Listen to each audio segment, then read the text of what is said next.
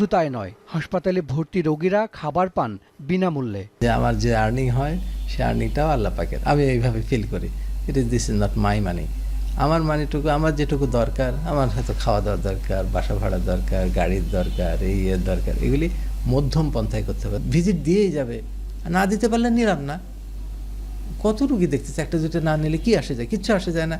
দিতে পারলে যেটুকু দিল ওইটা, ওই পরিমাণটা আমি একটু কমায় রাখতে চাই। আমি এখন রুগী দেখি যে ওর কষ্ট লাঘব করব, ওর কি বলে অ্যাংজাইটিটাকে লাঘব করব, ওর বিপদ থেকে উদ্ধার করব, এই তিনটা টার্গেট নিয়ে করি। এইভাবে আমার কাজটাকে, সমস্ত ইয়েটাকে এই ফরম্যাটে আনার চেষ্টা করছি, যাতে করে আমার কাজটাও যাতে ইবাদত হয়ে যায়। 2014 সালে নিজের জমানো টাকা আর বন্ধুদের সহায়তায় রাজধানীর শ্যামলীতে গড়ে তোলেন সিকেডি হাসপাতাল। তখন থেকেই 400 টাকা ফিতে রোগী দেখেন তিনি। এর মধ্যে একটা বড় অংশের